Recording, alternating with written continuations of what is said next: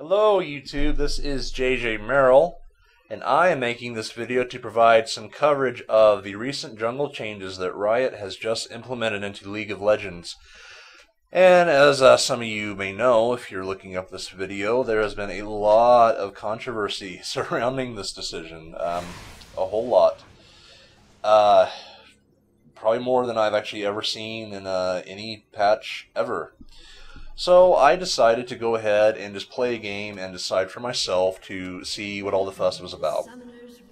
My two main characters that I play are Nocturne and Fiddlesticks. I definitely consider myself a career jungler. I am by no means advanced or any good at all, so take everything I say with a pound of salt. But I do like to think that I have at least a good basic understanding of the fundamentals of jungling and what the jungler's role is. So, to start off, I'm going to be playing this video as Nocturne, and I decided to go ahead and start with a Vampiric Scepter instead of going for a full route with cloth armor and pots. I've been reading on the forums that you can actually do a full clear without them now, and I want to see if that was true. I do get a leash at blue. I noticed right away that blue is just melting under me, and I'm thinking, wow, okay, this really has been changed a lot, a whole lot. So, what this tells me right away is that yes, the jungle is much, much, much easier. To those that might not be entirely familiar with the changes, I'll go over a few of them now. The camps are now much weaker. They give less gold. The trade-off is that they respawn much more quickly. So, what this means is that the jungle is now a lot more accessible. Many characters who would never even think about stepping to the jungle before might actually now have a fighting chance in it. And I believe that the reason that Riot made many of these changes is to make the jungle more accessible. And you might have noticed that Wolves is already respawned. It's already back up. So the respawn rate timers, I think, is like 40 or 50% faster. It's a lot faster now. But anyway, Riot made these changes, from my perspective, to make the jungle easier for newer players to get into and not make it such an arcane and esoteric thing that only players at level 30 that have, intense knowledge and experience of the game can get into. And yeah, our Katarina tries to go for her first blood here, but she gets a little excited, and unfortunately she gets taken out of the turret. But anyway, not to get too distracted. Yeah, the wolves are already back up. I decide I'm just going to go ahead and keep farming this thing. Bottom lane is pushed way, way, way up far, but I actually gave into a bit of the paranoia that I had been reading on the forums throughout the day about how if a jungler even leaves his jungle at all to go for a gank and it doesn't work, he's going to be behind. He's going to be crippled throughout the rest of the game.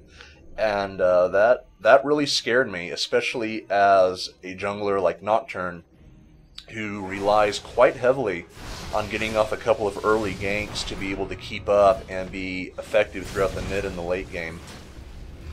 So I decide for now just to keep farming until an extremely good opportunity presents itself. And right now I actually see one. I do want to talk about that a little bit more, but I notice the Yorick is ridiculously overextended, and I say, you know what, I'm Nocturne.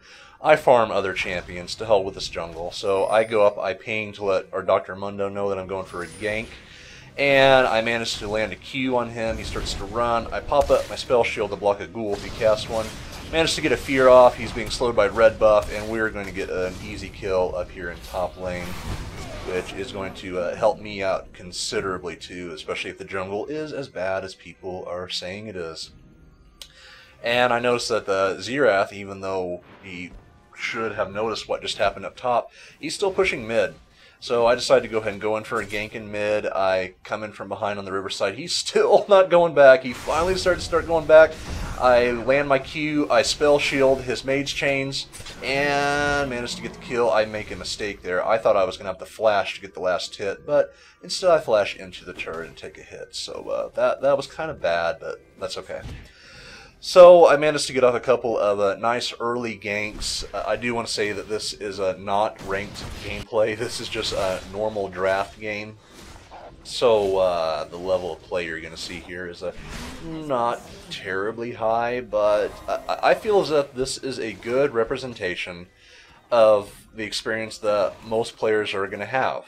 I mean, most people, you know, they're going to be playing games like this, and this is by no means going to represent higher tiers of play, tournament level play, or higher ranked elo. It's just going to be your everyday normal game. You know, you're jungling with a couple of your buddies. I have 3 of the players here on Vent, or 4 of them rather. I'm sorry. I have 4 of the players here on Vent, and you know we're quad queuing. Dr. Mundo is our random, and and I think that, again, to reiterate the point earlier, the reason that Riot is making these changes is to make it so that the role of jungling itself is easier to get into, which I do have mixed feelings about. I feel like at one point they're somewhat alienating their older players that have done this a while, and they're, in a sense, quote-unquote, dumbing the game down a bit.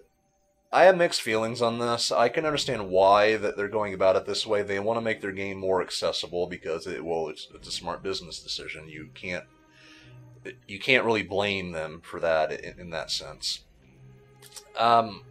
However, I do fear that, like, at higher levels of play, when you're not going to be able to get off like a couple of good ganks like I just did, that if you do leave your jungle and things don't go quite right for you, the punishments might be a bit too high. I think that we might see some adjustments, and yes, our Katarina gets herself into a real nasty situation, and unfortunately she does go down. I do try to come in to pick up the kill on Xerath. I notice he's going to be coming back down through the river. I pop my ultimate here about any second, but I really screw this up. I don't manage to get it off in time before he goes in the bush. I lose vision, I waste my ultimate, and it's just a big fail all around, and I do miss my Q there again. So, again, I'm not the best player, but I do feel like that I provide a good representation of your average jungler. You know, it's something that I do a fair amount. I don't just jungle like every 10 games or so. I jungle every single game if I get the chance. And that being said, I understand the importance of the jungler's job. The jungler's job is to provide map control, lane pressure, pick up that dragon. For God's sake, people, pick up that dragon. It's not about getting in there and farming your creeps in the jungle. That's not the part where the jungling skill comes into play. Anybody can do that. Anybody can go in there and follow a guide, you know, do their thing, kill the monsters. You know, start with cloth armor, 5 pots, do wolves, blue, race, golems, red, then go back to base, buy this, buy that.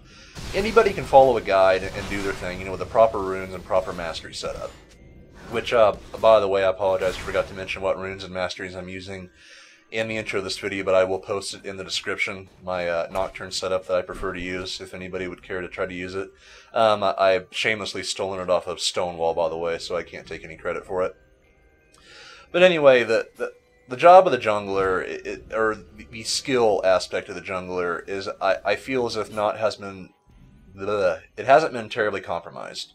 You're still going to have to decide the right times to gank, the right times to leave your jungle, and go about it accordingly. Like right here, I noticed that the enemy Blitz is going to mid for some reason. I don't know if he was throwing down a ward or what he was doing. I threw down a Q to try to hit him. I noticed that it didn't hit anything, so I decided to go wait in their tri-brush for a second. He's coming back down. I think I can pick up an easy kill here before Sivir can react, so I land my Q, get my fear off on him, his mana shield goes up, but it's going to be too late for him. The Sivir comes in to try to help. I popped my ultimate there, which was kind of a mistake. I really didn't need to do that. The Sivir, she gets way too deep, and we managed to pick up a kill on her as well.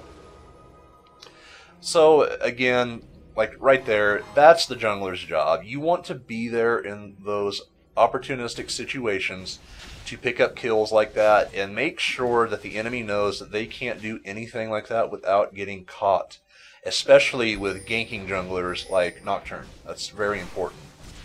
And again, this Xerath is quite bad. He does get off a mage chains on me and an exhaust, but with Dr. Mundo's help, we managed to take him out quite easily, and this game is already looking up in our favor quite a bit. So I'm getting in a lot of good ganks. I'm quite farmed. I'm not too worried yet about, say, falling behind the lanes right now, especially with the number of good ganks I've gotten in. I will be posting more videos at a later time whenever things, you know, don't go so well. It could very well be true that The punishments right now for a jungler failing his ganks could be way too severe, and if that's the case, I trust in Riot to change it and make things right. I don't think they're going to make it so that junglers really get shafted on this. However, I do think that it is appropriate that if you're the jungler and you sit there waiting in the river bush for like a good, I don't know, 20 or 30 seconds waiting for a gank, that's bad. You never ever want to do that. You never want to sit around waiting for a gank. You can't force ganks. And in a real game where all the players are at least at reasonable skill levels, which is questionable in this video, but in a game where everyone is at least of a decent competency, you're not going to be able to wait around for a gank. You're going to be wasting your time, wasting your experience, and yes, you are going to fall behind, but that's your own fault. As the jungler, you have to wait for these opportunities to present themselves. You can't be forcing them. So, I feel like that even with these changes, that's still going to very much hold true. And right here, I do see an opportunity to get Xerath. Our Caitlyn flashes in, and he's about to go down, and yes, we do pick up yet another kill on Xerath. So our lanes are doing well, but Shyvana comes in to try to take me out, and it looks like she is going to. I just try to weakly run away, and yes, she does pick me up with her area of effect, and we go down. And unfortunately, the Katarina here does go down as well. we do kill Shyvana too.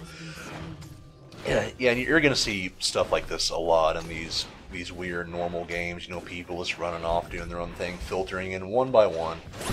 But again, that's another reason why I made this video, is I think that this is going to apply to the majority of players. Most people aren't going to be playing, you know, at the 1600 plus elo range.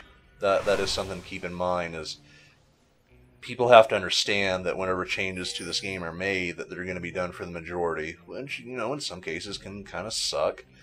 And myself, as a dedicated jungler, I did feel a little alienated whenever I first heard about these changes, and especially the commentary video that Stonewall made over them before the patch was even released. It sounded bad. But so far, I don't think it's as bad as it seems. But anyway, I decided to go for a dragon here. I don't feel as if that the enemy team is anywhere close to coordinated enough to even have this warded at this time. I feel perfectly safe doing this. I notice that the enemy Xerath isn't reacting to me at all. He doesn't even care. They're just focused on pushing mid, so I'm going to go ahead and pick up a very easy dragon for our team. I decided to come in and try to help out mid a bit, and we now have 4 pushing down the middle lane, and it looks like, unfortunately, this tower is going to go down. I decided to go back up here to defend the upper turret, and I make a terrible mistake here. You do not want to take this route whenever there's 4 players standing right there. You are going to get dived, and you will die, as you're about to see right here. So, learn from my mistakes. Don't make them yourself. Anyway, their team scatters. One goes one way. I don't know what they're doing, but the team scatters out. Katarina comes in and picks up an easy kill on the Blitzcrank that was making his way down. I'm really not sure what he was thinking, going to the bottom turret and then going back towards the wolves. I really can't answer that. And for some reason, Sivir decides to come back as well, which is a terrible mistake. The Katarina picks up yet another easy kill on her. The build that I'm going for in this particular game, I feel like that I'm pretty well ahead right now in terms of kills and overall gold. I decide that I'm going to go ahead and play it fairly safe. I pick up my 2 gold per Fis, an Avarice Blade and a Heart of Gold. I feel like that these items now are going to be even more important for junglers, because the gold rewards, especially early on in the game, is extremely decreased. Now, notice here how my race have been stolen. So that's actually the first example of counter jungling that I found throughout this game. But the race are back already. So, counter jungling, let's talk about that a little bit. The counter jungling is going to be different now. It's no longer going to be efficient to steal a whole camp, then run away. What a person's going to want to do is steal the big mob in the camp and then leave the rest alone, or just leave one there. Reason being is the gold rewards are heavily weighted towards the bigger monsters now. And we have 4 pushing top here. They're all quite low. I decide I'm going to go ahead and try to fight this with Mundo. So I pop my ult, I ult in, we take out the Shyvana, and Xerath is about to go down, take him out as well. And we're chasing down the old Yorick. Oh, he has no chance. I managed to get a Q off on him. That, combined with a red buff, is going to make 100% sure he has no chance of getting away. Get off of fear, and he's going to go down as well. So that is a good example of a team horribly overextending. And we have this Sivir here, I guess, trying out her new buffs. I decide I'm not going to mess with her, though, and I'm going to do a little counter jungling myself and steal blue. Blue now, I think, is going to get counter jungle much, much easier, because notice how fast that goes down. I didn't even have to have smite there. I took that down at level 11 in seconds. So, watch your buffs. If you're going up against a good counter jungler, Nunu, Skarner, characters like that, and the player actually knows how to play them, you are going to get counter jungled. You are going to have your buff stolen, because with the monsters being that much weaker now, they're going to be able to take them that much faster. So that is something to watch out for. If this is a bad example of that in this game, the Shyvana, I think that's the only example of counter jungling she ever tried on me, but then I went and I stole her blue in exchange, and I don't mind training race for blue. I'm perfectly fine with that. The enemy Blitzcrank, I don't know what he's doing, but again, the Katarina Shunpo's in on him, and he just melts. And so far the game is going fairly well, but we have a problem. Our kog'maw has actually went AFK, so it is now a 4-on-5. So the game can easily turn around at this point. We are definitely lacking some damage now with kog'maw out of the game. We're lacking effective range. I decided I want to make sure to go ahead and get dragon warded in case the team actually decides to go for it, which is something tells me they probably won't. But again, it's a good idea to have vision on those important areas. This is a game where I wasn't warding all that much. I didn't feel like that the wards were going to be terribly useful for us, and I decided to devote my gold more to actually finishing my in-game build. The Zerath, again here, he decides to engage on me. The Shyvana backs him up, and that was actually a fairly good bait. I do have to hand it to him. I try to flash out to escape, and I just barely make it out with Dr. Mundo's help. I decide there's no way I'm going back in this fight, and the Zerath is going to try to get a hit off of me. He barely misses. I managed to get away from that, and the Dr. Mundo was just tearing it up here. And I apologize about the lack of health bars showing up. That's a bug in the League of Legends recorder, and I really wish I knew how to fix that. If anybody knows how to work around that, I'd really appreciate that. And our Sona comes and gets a nice ult on Shyvana, and our Dr. Mundo barely flashes out to avoid the Blitzcrank grab. Unfortunately, our Sona does go down, but her death was not in vain. It allowed for a good kill on the Shyvana. And I think right now, the enemy Shyvana might actually be their most farmed character. And by the way, I'm building into a Yumu's Ghostblade. I decided to go ahead and pick up a Brutalizer at first. I still have both of my gold pretends. I want to hold on to those for a little bit longer. But I think the next time that I go back to base, I'm going to turn that to my Ghostblade, and that's whenever Nocturne really starts to shine. Nocturne's mid-game is extremely strong, and if you manage to get off some nice kills and avoid death yourself, you will be a terror late game and nearly unstoppable. Dragon has just came back up. I decided to go ahead and pick it up for the team, especially with kog'maw gone. We need all the advantage we can get. Unfortunately, the Yorick does come in unexpectedly and manages to chase me away. I ping that I'm going to need some help down here at Dragon. Looks like Yorick is coming in. Blitzcrank is going to back him up. Shyvana's there as well, and I don't know who else might be coming in here, so I decided to go ahead and be very, very cautious. And Shyvana pops her smite early. I don't know why. We are trying to non-engage in a fight here until backup comes. I see Zerath. I ult in on him. He exhausts me to slow me down. Good exhaust. He gets a Maid's Chains off, which effectively takes me out for a little bit. I turn on Sivir, manage to take her out, and I decide I want some Zerath blood. I hit him with a Q. I'm going after him. They're keeping Shyvana busy. And Mundo comes in with the axe throw, and ooh, good kill, good kill. So we get a little bit of a chase here. I'm pretty low, and so is Katarina. We decide we're just going to try to back out and let Dr. Mundo do some work there. kog'maw comes in with a heroic rescue and does this kog'maw thing, launches some artillery shells and whatnot, and we've got them on the run now, which is good. We came out ahead. Well, yeah, we got three. Excuse me, we got 3 kills. They got 1. They got Dragon. So, fairly even exchange. I would have liked to have gotten Dragon there, especially with Shyvana. blowing her smite early. I think if I review that, I probably could have stolen Dragon there, but I got a little distracted by Zeroth and Sivir and wanted to kill them instead. So we're now pushing. I have picked up my Yumu's Ghostblade, and I think the next item that I want to build after this is probably a Warmogs. I've been experimenting with some different builds on Nocturne, but Yumu's Ghostblade is required. It gives you so much, and it builds off of a great gold per 5, your Avarice Blade that you can pick up pretty early in the game. Nocturne benefits from the Yumu's Ghostblade in absolutely every single way. It's a great item. They're starting to push mid a little bit again. I'm off in the jungle, just doing my thing, getting a little bit of farm. We're not in any real risk of having that tower pushed right now. But they're starting to, collect themselves a little bit. And I decided to ult in, and Sivir, she's going down super fast. I have red buff on her. I'm going to fear her, and there's no way she's getting out of this. I managed to take her out. The whole team is coming up here. We might pick up another kill, and we decide to, for some reason, focus on a zombie, but whatever. And Yorick decides to run back in and be a hero, and he dies horribly because of it.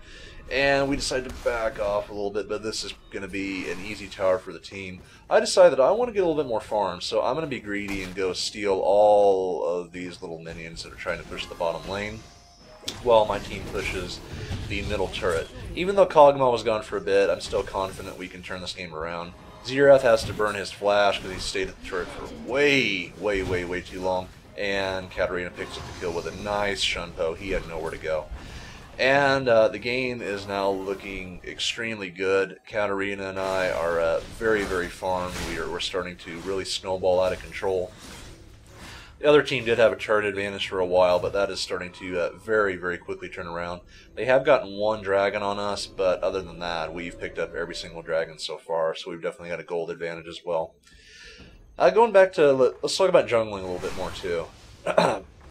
Might notice this game, I haven't warded all that much, and in games where I feel like we have quite a considerable skill advantage over the other team, I kind of want to hit my late game build as quickly as I can. So I decide to devote most of my efforts to doing that. I'm now going to go ahead and build a Warmogs because I feel that my damage output is high enough for the time being. And I want to go for a little more survivability so I can ult in and, maybe even take on a nice 2-on-1 or sometimes even a 3-on-1 situation if you're fed enough in Nocturne. You can pull that off. I noticed that this turret's getting pushed quite a bit. I do engage in a 3-on-1 here, and not the best idea. Even though I do flash away, the Shyvana is after my blood, and she's not afraid of taking the turret damage here. So I did make a pretty bad mistake by coming in that way behind them. I didn't expect Shyvana to be that aggressive and go after me like that, but she did, and I paid for it, and I did not activate my fear anywhere close to in time. Sona comes in, she's going to pop her ult so that she takes some turret damage, and we're going to be able to pick up the kill on Shyvana. Good ult by Sona there. And their attempts to push our towers and get into our base are not going well, and for some reason Sivir does not decide to steal blue there, even though it would have been pretty easy for her to do. But that makes me happy because I've been extremely greedy this game, and I'm not donating my blue to anybody. Well, I normally do, but this game, I said to hell with it. Katarina's dead anyway, so I'm going to go and pick it up for myself. Go down here, pick up the blue. Team is starting to push him in a bit. Blitzcrank, I'm not sure what he thinks he's going to accomplish up there, but Katarina's going to stop him from pushing any more that he can. At this point in the game, this is a good time. I think especially with these changes that the jungler can safely leave the jungle and transition into the mid-late stages of the game. You don't want to stay in your jungle too much at around this stage. You're going to be harming your team. You want to be in there in those fights, like here right now. They're getting pushed back. I ult in on the Zeroth, and he's going to melt almost instantly to me. He does pop his exhaust, but I get a fear off. Miss my Q, but that's okay. I get an auto attack off on him.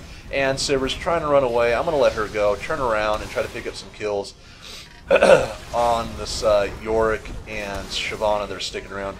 I don't think Yorick's going to get away. He's being slowed by about 1,800 different sources. And he gets slowed again. Very nice. I decided to go ahead and steal their red because I like red buff.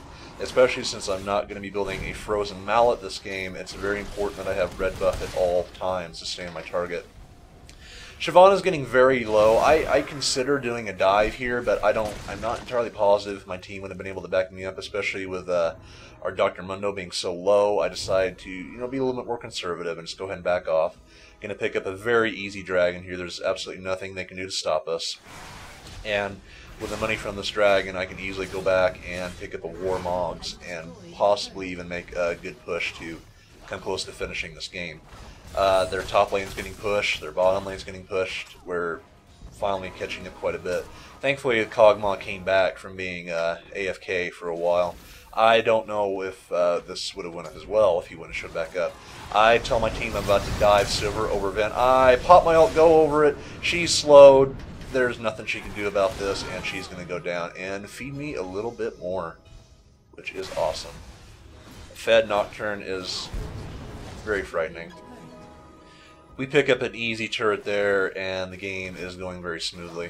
This is an example of whenever a jungler leaves the jungle and they have no trouble transitioning back into mid and late game. I'm hoping that with these jungle changes that have recently arose, that junglers that often have trouble doing that, such as underfed gankers like Nocturne, are not going to have too many issues going about it that way. I do pick up my Warmogs, my Chain Vest, and notice how on the other team, none of them have really any defense at all to speak of. I feel that the best way to build these jungling, tanky DPS characters, like Nocturne, Skarner, Udyr, especially Udyr, characters like that, is to definitely build them for some sustained tankiness. You don't want to be going builds like Phantom Dancer and Infinity Edge on Nocturne. You're fragile. You're just gonna melt. It's not gonna work out for you. You're gonna be in there. You're gonna be initiating fights a lot of the time. You've got to be able to have that survivability. And we decided to start chasing in the Shyvana. She has a good chance of getting away here, maybe, if we can't put enough damage. She pops her ult to get away. She's trying to fight us at the turret. She stays for a little bit too long. I pop my ult, pick up the kill on her. I flash away to avoid taking any more turret damage in case this fight does happen to go on, which it very well could. Our whole team's down here. Their whole team's here. We're fighting at the turret now. Sona is actually defending from Blitzcrank at the bottom lane. I see an opportunity to break away here. Our kog'maw's pretty hurt, so we're going to have to back off regardless. But if Blitzcrank keeps pushing, our Sona could definitely set him up for a gank here in the bottom lane, since he may not be expecting me. Unfortunately, Sivir does teleport in. Our Sona gets off a nice ult to hold them off. I decide that I'm going to go ahead and pop my Ghost Blade for a little bit of extra speed. I'm going to give them their Sona does go down, but I'm going to be able to pick up an easy double kill on these two. And they both die horribly and feed me a little bit more. And at this stage, I decide that I'm going to go ahead and complete my build. And I'm going to go ahead and buy Atma's Impaler. And from there, there's a couple different ways. I'll probably make some more videos in the future that talk more specifically about jungle builds that I like and what to do in certain situations with your items and your gold. But for now, just want to talk about jungling a little bit more. I signal for him to lead her into this gank. She walks right into it. We're chasing her down. We might get her here. We know that her ult's down. She's not going to be able to jump away. And kog'maw gets off a nice artillery shot that might just be enough, and she just barely gets away, and unfortunately our Mundo does go down. We got a little bit greedy there, but I'm going to be able to sneak away from this. And again, that's why you need that tankiness, especially as champions like this. And I know I keep getting distracted and talking about that kind of stuff. But more about the jungle. I don't feel like that the changes are as radical as people are making them out to be, and a lot of this is just typical of, your standard online game scene where any kind of change is met with an amazing amount of hostility, and people are just, I think they're overreacting. However, I do want to say that there are things I like, things that I don't like, and things that I think might apply to higher levels of play than what you're seeing in this video that could overall be harmful to junglers. I now have close to a complete build with Nocturne here. I doubt I'll be going back anymore. If we win another good team fight, the game is going to be over. We actually haven't Baroned this game, but I feel like we may not need to be able to. I know some activity going on down here, and then I see Zeroth is way out of position. I ult in on him. I get a fear off. He's not even trying to fight, and he melts within seconds under my Ghost Blade especially. Ghost Blade coupled with Nocturne's buff off his Q, and he's going to melt through most mages. Their red buff is not back up yet, which is kind of unfortunate, but that's okay. We decide to start going for a final push here. There's not a whole lot they're going to be able to do about it. We got a nice siege minion up front taking the damage for us. We're going to easily take down this turret. They already tried to go for a surrender vote, but for whatever reason they decided not to do it. We're going to go in here. Shyvana comes in from the rear. She's going to try to do some damage. We do some really heavy damage to her. She's going to have to back off. And we got Zombie Sivir coming after us. We decide to not mess with the Zombie Sivir too much. Our Sona is getting pelted. We decide to come back in. Good bait by Sona. She pops her ultimate. There's nothing they can do. They are going to go down very, very easily. This is a terrible team fight for them. They engage in a practically 3-on-5 situation. Katarina comes in. I pop the ult on Sivir to pick up an easy kill. Zeroth is going to go down as well, and that is going to be a good game. So, I appreciate you guys watching this. I will be making more in the future, particularly more about the jungle and any changes that I feel are going to radically affect the way that you play. But overall, jungle is not dead, and thanks for watching. See ya.